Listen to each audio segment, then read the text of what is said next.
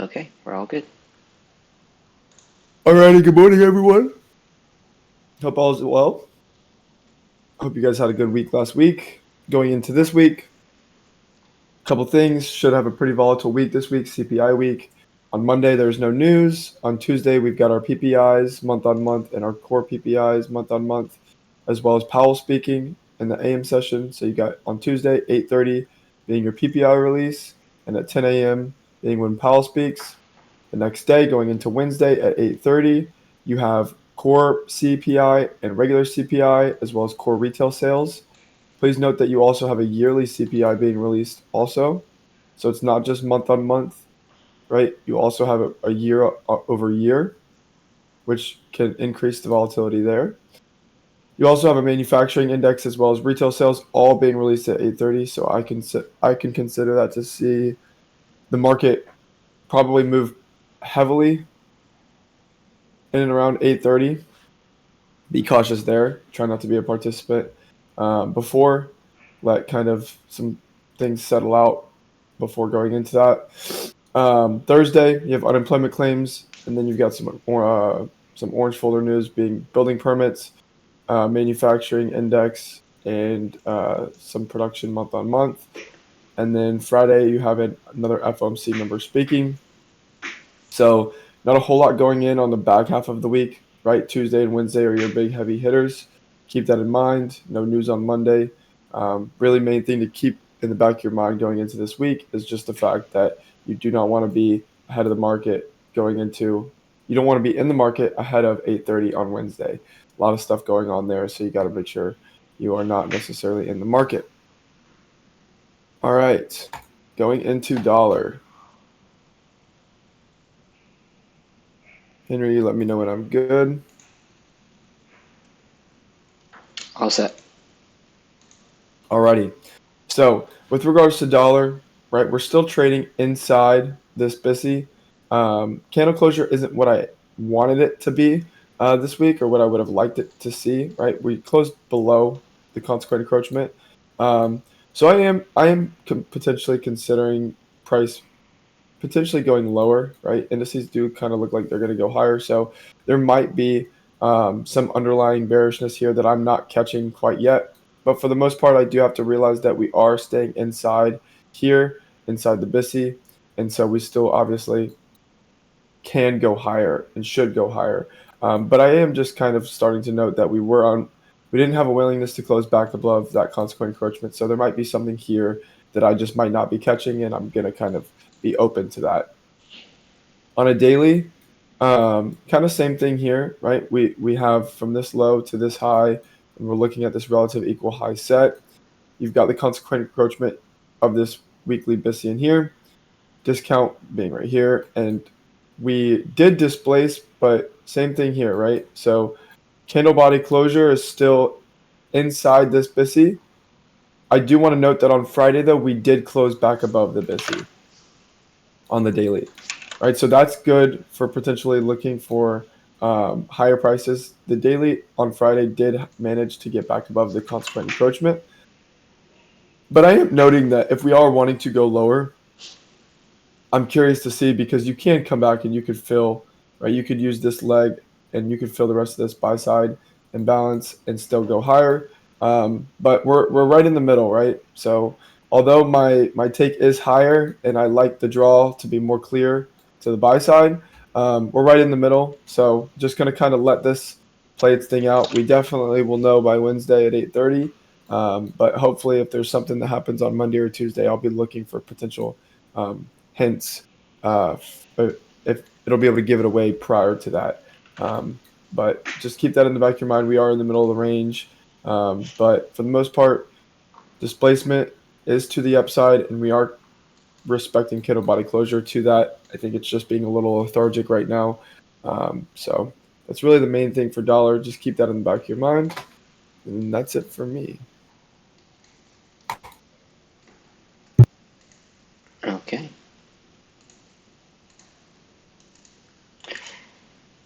Indices, not much has changed since our discussion Friday morning.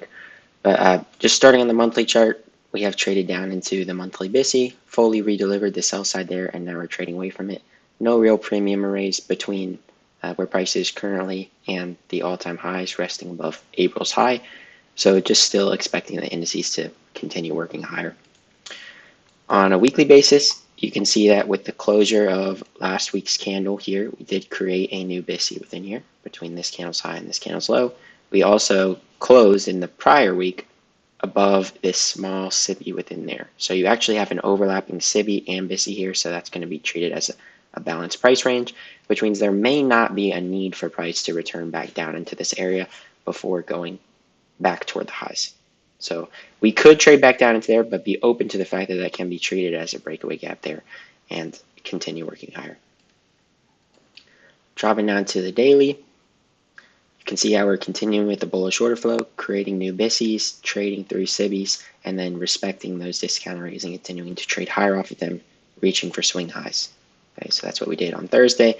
And then on Friday, with the closure there, we did create a new BISI as well. So I would expect that likely in the coming week, we do trade back into this imbalance here. But I would like to see ES, and we'll cover NASDAQ in a minute, but ES continue moving higher and reaching for swing highs up here. So the first draw would be to reach up into the buy side here.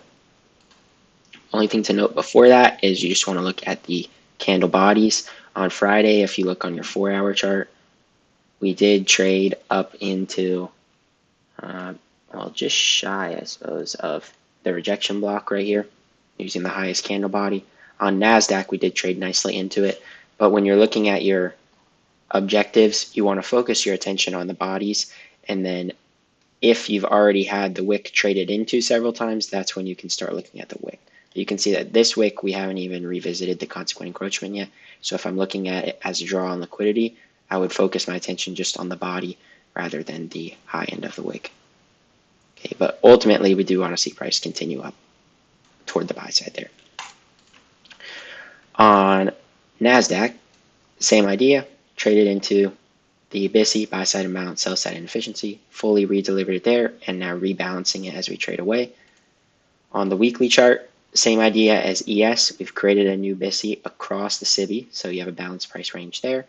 We're a little bit in closer proximity to it on NASDAQ than we are on ES, so we could see that price make a retracement down into there. You do have a volume balance here as well, but it would be better to see a more expedient price run and to not make an effort to even return back down into that imbalance. On the daily, we traded nicely just down to about the consequent encroachment of the BISI here, making sure to include the volume imbalance within that. And right back to the swing high. So same idea as ES, just reaching up toward higher prices. And now I'm interested to see if this SIBI here can continue to be used as inversion to continue reaching higher, if we do happen to make a deeper retracement here.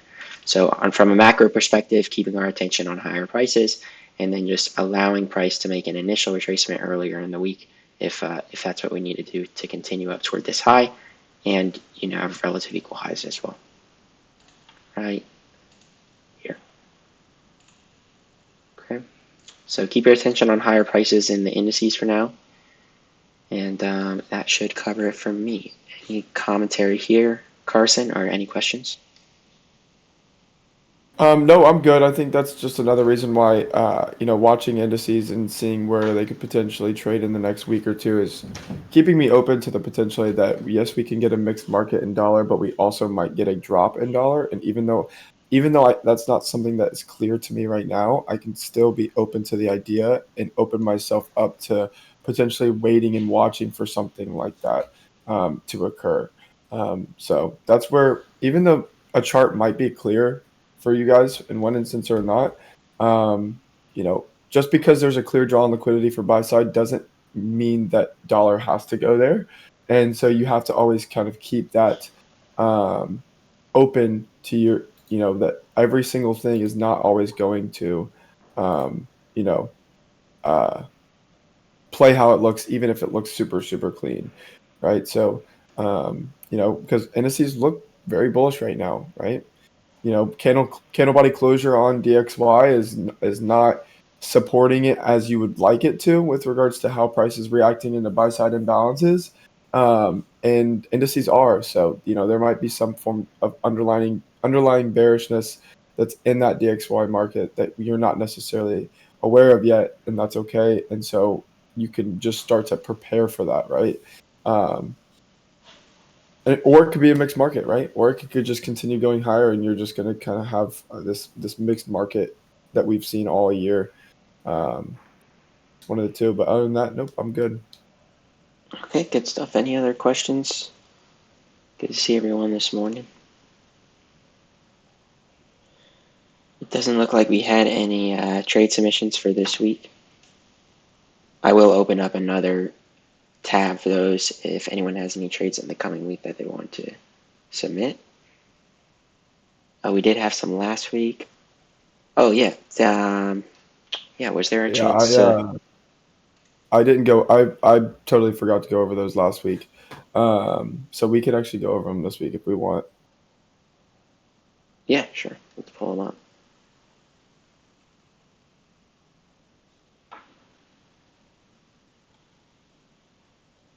All right, let me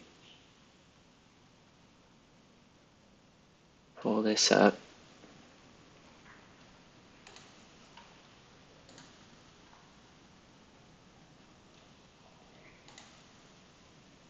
And hopefully this doesn't give us audio issues, but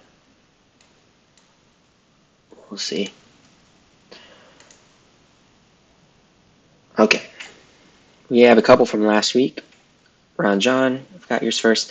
Outlining your specific model, the 2022 model, sell side liquidity taken, market structure shift entry after 2:30 FOMC minutes. So this was on that Wednesday FOMC day. 5 minutes, bullish order block targeting buy side. Trade lasted 26 minutes. Took 8 micros on it. It's the PM session. You use the order block for entry and targeted the buy side. Stop placement below the swing low, as well as the 5-minute fair value gap low. Okay. Took partials at the first buy side liquidity level and left a runner for buy side the second. Okay. Time of break even after partials. Emotions before, during, and after. I was waiting patiently for the market to show its hand during FOMC news. After seeing SMT divergence with ES and the Dow, it gave me confidence in the trade idea. I used the standard deviation projections for my take profits near buy side at the 3 to 3.5 standard deviation, which aligned properly. Even though this was just a one-to-one risk reward idea, the news swift movement toward my target made it easy from an emotion standpoint. Okay, good stuff. So you're treating these down, or no, you're entering. It's a little tough to see with the risk reward tool, but it looks like you're treating these down close here as your bullish order block within a discount of your range, so that's good. We trade into that. The bodies nicely respect that order block, even though the wicks do drop down a bit lower. Keeping your stop loss under the swing low, it's nice, and then reaching up for the buy side. So, I like it. Not much in terms of commentary to really provide here. I think, it looks like you took your entry. Is there a time of entry here?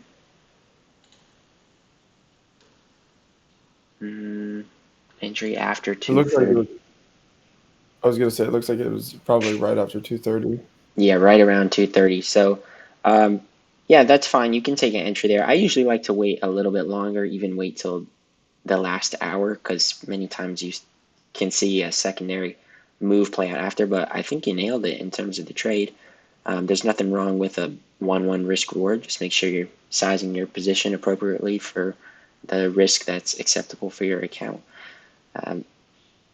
I like the framework that you use. I don't really have a lot of commentary on this otherwise. Carson, any thoughts here? Yeah, no, I'm all good. I remember that price action too, last Wednesday. But no, I'm all good. I think you did good. I like that you're still using micros. Continue with the micros.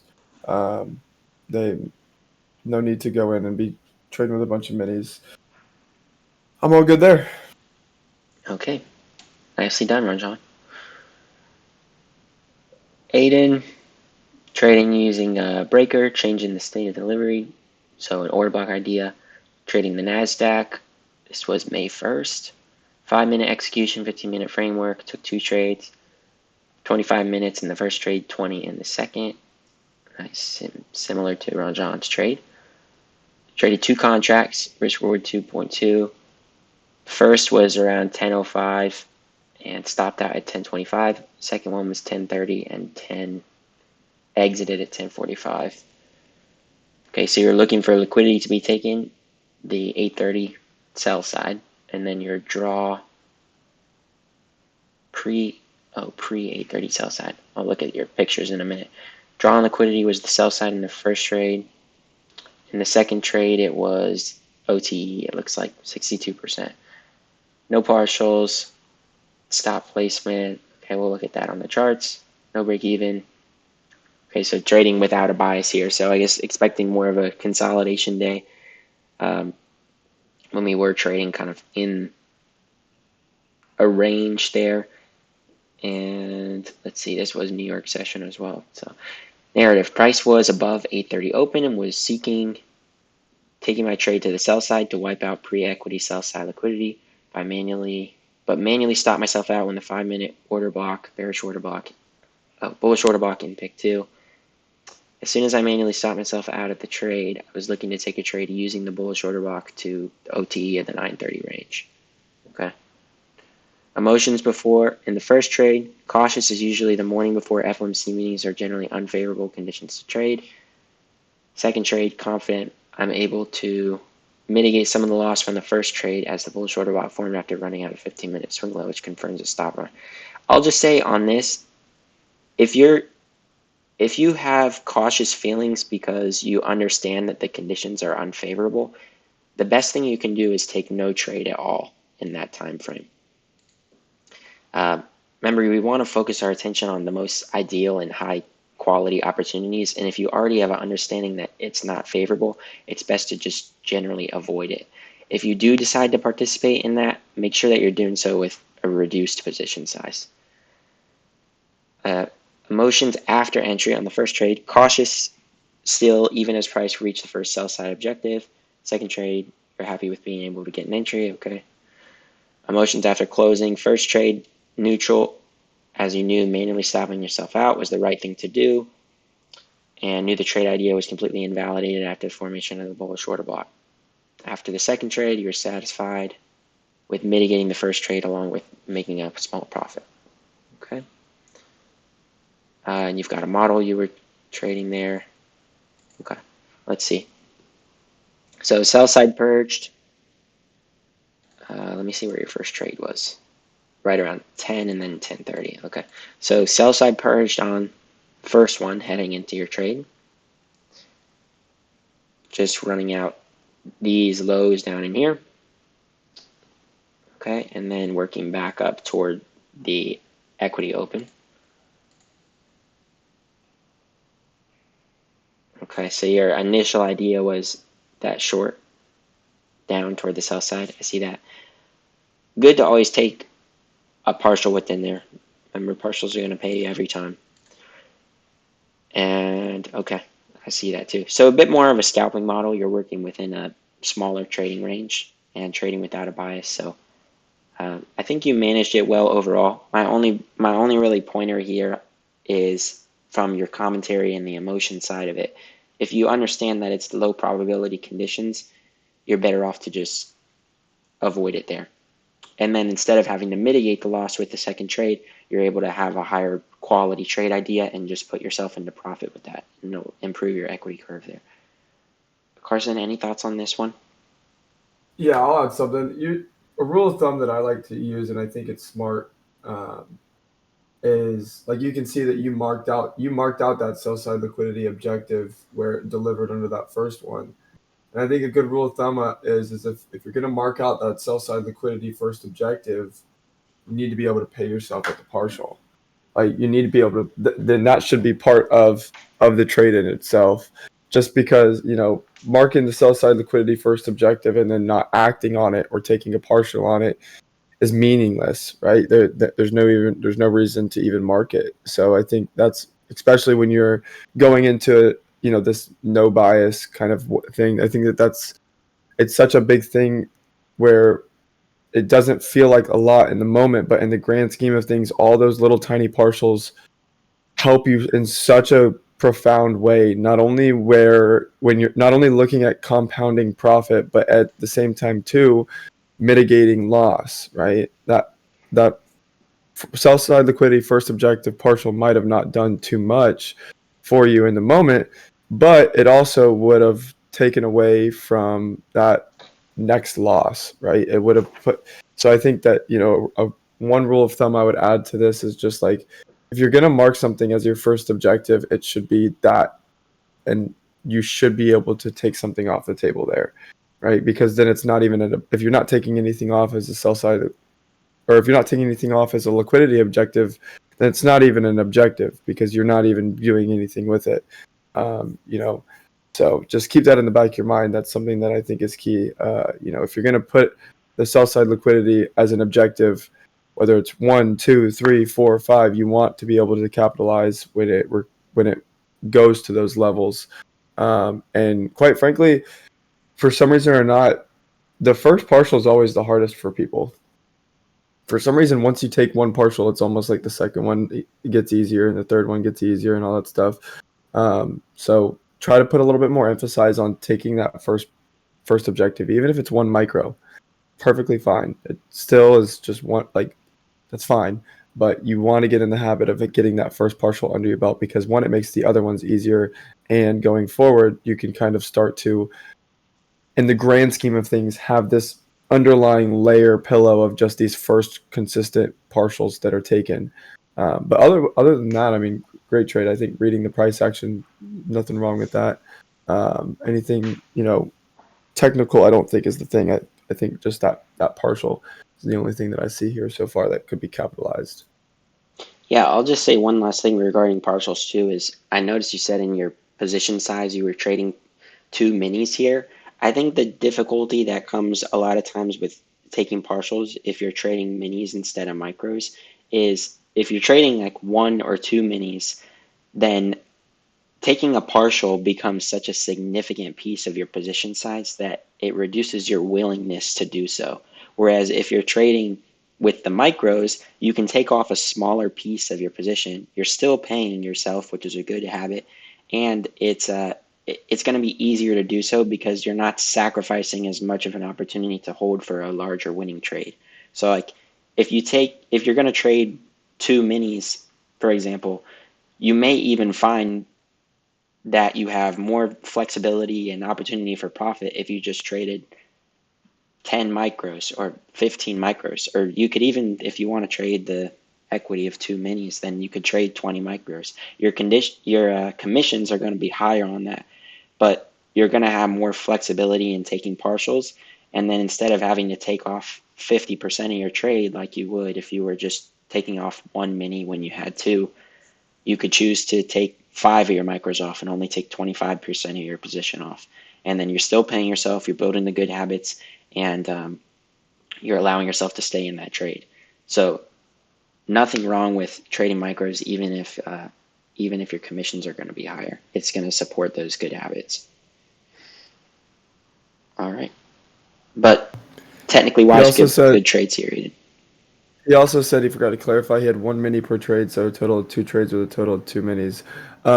But I mean, that's another thing too, though, is you're constrained with only 1 mini to where if you don't have a solidified exit, and it's right, to me, you have 2 objectives on the chart for sell side, and you only have 1 mini in. To me, that's you're setting yourself up for failure on trying to make a decision. And so I think you can deviate a lot of that, just like Henry said, by going into micros. Micros make money. You can make plenty of money on micros. It's going to make you a lot more consistent trader. You're going to have to make less decisions because you're going to have plenty of room to be able to do partials. Like it's almost a no-brainer. And until you have whatever the case is, and you can almost treat micros like minis, I think that micros are the way to go. But I mean, good trades though. Good technically. Okay, we got one more from Aiden. Concept use time-based liquidity, change in state of delivery again. Okay, using the order block idea. Trading NASDAQ again, April the 30th, 15-minute framework, 5-minute execution, 3-minute trade, entered 1025, exited 1027, liquidity taken, so you took the 930 highs. All right, so you were looking for opposing liquidity being the 930 lows. No partials, 12 handle stop, no break even, no bias. The narrative, price was above 930 opening price, near the 10 a.m. opening price. I was seeking to take my trade from the 9th to the 930 lows, but cut my trade short at the bullish order block with relative equal lows.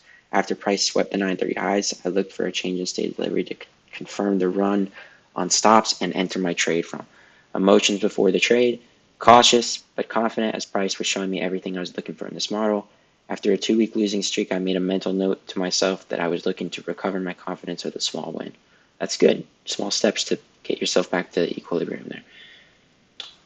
Emotions after entry. Pleasantly surprised with how fast price moved away from the change in state of delivery after I entered my trade. Midway, I decided to move my take profit higher up to the equal lows instead of the 9:30 a.m. lows, as I remembered that I was here to recover my confidence and not to take down a large move.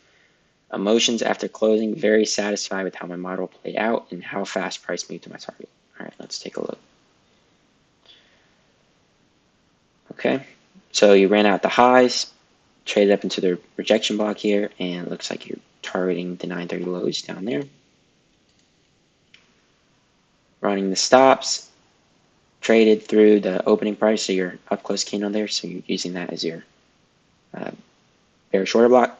Trading off of that, looks like you have a stop right above the mean threshold there, and going short to target those equal lows. I think that's great. And then you have your opposing liquidity there.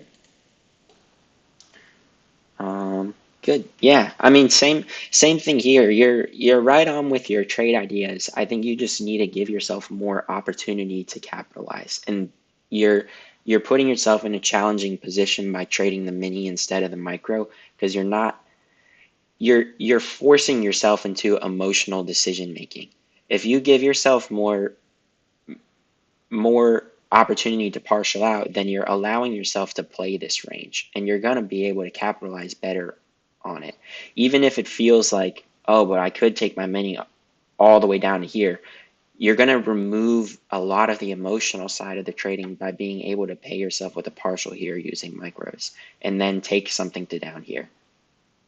Because you're forcing yourself, when you have an objective like this and an objective like this, and you only have one contract to take off, as soon as price hits right here, you have now forced yourself into an emotional decision of balancing the idea of greed in your mind. Am I going to take it here, or am I going to take it down to here? And now you're balancing in your mind, is price doing what I expect it to and going to go here, or am I being greedy and taking price down here? And is it not likely to reach there? And you're forcing yourself into that emotional decision making. And you can entirely remove that by just trading micros instead and just taking a partial here and then not bothering with, does price go down to here or not. If it does, you pay yourself there. If it doesn't, then you already paid yourself here and you have a profitable trade. So I would really recommend that you make that switch. It's going to give you better opportunities. Carson, any thoughts? No, I think it's the same thing, right? I think you hit it on the nail there. I think the main thing is like you constrain yourself in this one or the other piece where all you got to do is just drop down in the micros, and it's almost like these are two perfect examples of why micros are so almost a necessity, I would say, because, and it's nothing that it's any trader, right? Any trader trading with one mini has to make that decision, right? It's one or the other. It's either those equal lows or the sell side in the 930 lows, right? And it's not that there's any one right answer. They're actually both wrong because you don't know. And you can be right in either one. And so it's one of those things where if you can be right in either one, you might as well be right in both, or at least give yourself the opportunity. And you can't do that with one mini. So you got to go down to micros. I think that's the biggest thing. But other than that, yeah, technicals are fine. Yeah, good stuff. And that, I guess, there's some mindset ego shift in trading minis versus micros, but just be mindful of the fact that the name doesn't matter. It's the same equity, it's the same margin behind your trade. If you have a mini on or 10 micros, when you're this far in profit on your trade, the profit's going to be the exact same on the trade. There's make the shift in your mind between I'm not changing the size or anything. I'm just giving myself more flexibility. And if you're able to I've been participate in this move down here by taking a partial, the extra commission that you're paying to take 10 micros instead of a mini is going to be such a small amount. I've been slaying the micros. Yeah, I it's great. don't even know. I haven't touched a mini in months. It just gives me so Yeah, much more flexibility. I think the only with a you always want to be appropriately sizing your position, of course, but there's really no reason to be trading just one mini unless you have this as your only objective and you're not even looking for this and you're just trading a scalping model and you're saying I'm going to be in and I'm out and then I'm walking away from the charts. If you're even looking for price to draw all the way down into here, I don't think it makes sense to even trade a mini. And it only would make sense to trade minis then when you have multiple minis that you can be trading, so where you can still be taking partials. But anyway, that's a take there. I think that's it for trade submissions. So good stuff there. I'll open up a new one for next week if anyone wants to make some submissions. We didn't have any this week, but we're happy to go through them. These are good learning opportunities. So I always appreciate y'all's vulnerability in making a submission, being open to sharing your wins and your losses, because it's often mistakes and the losses that are learned from the most. So when you share something, you're helping everybody to grow, and that's very valuable. All right, well, that's it on my end. Any other last questions, comments, or concerns? If not, we'll give you back to the world. Yeah, sounds good. Looks like we're good on comments and questions. So enjoy the rest of your Sunday. Be ready for our 2022 call tomorrow evening at 8 p.m. Let's see what we're discussing there. It's tomorrow is the 13th. So we'll be doing episode 11, overcoming mental hurdles and managing performance after larger wins. So make sure to watch that episode ahead of our call, and we'll see you tomorrow at 8. Yeah, Take care. good stuff too. Happy Mother's Day. Make sure to Oh, yes. Yes. give them a Give call. all your mothers my love. All right. Well, be safe, everyone. Enjoy the rest of your Sunday, and we'll talk to you soon.